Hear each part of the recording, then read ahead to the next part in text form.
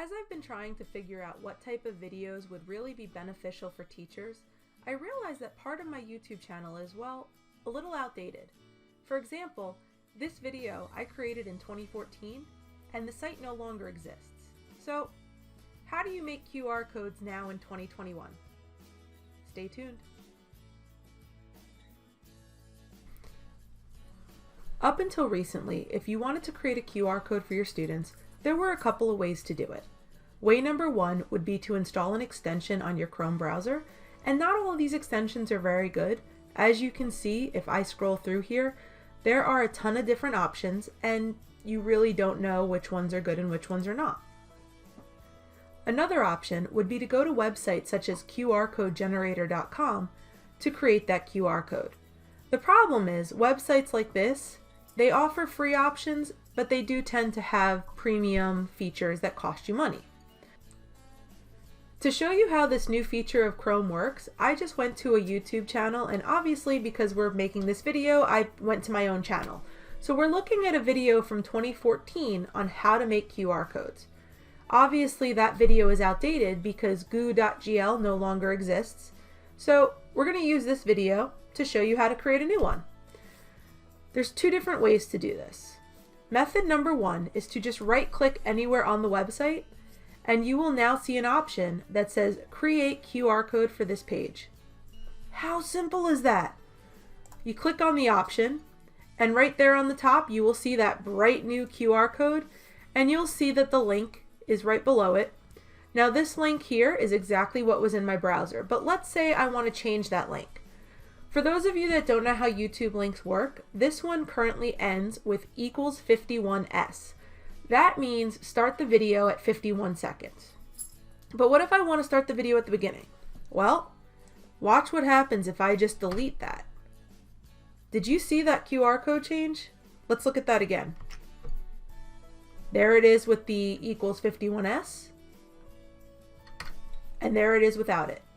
So you can edit the URL right here in that browser, and it'll change the QR code. Click download when you're happy with it, and you'll notice that the link is now downloaded as a QR code. I can now open that image file, and you will see I have a PNG of my QR code. So it's that easy to create these QR codes. Now, sometimes, rather than having to right-click and clicking that Create QR Code for this page, it will actually show up on the top of your URL browser with that little 4 squares, kind of looks like a die. And if you click on that die, again, it's going to create that QR code. You can customize this to anything you want. So even though right now I'm on YouTube, I can go here and I could put in my Twitter page. And you'll notice that as I type, those little dots of the QR code are going to rearrange themselves because it uses some kind of algorithm to allow the QR code reader to determine what letters it wants you to see. So I now made a new QR code, and I'm going to click download again, and there's my QR code. So I want to demonstrate how these QR codes work. So I have my phone right here, and I'm going to open up my camera app, and I am going to scan that QR code. Now you'll notice as soon as my camera looks at it, it shows that there's a web page and it says tap here to go to Twitter. So when I tap on it, it reads the QR code and it's going to open my Twitter page because that's the page that the link goes to. So as you can see from that demonstration, the QR code is very easily read by a phone.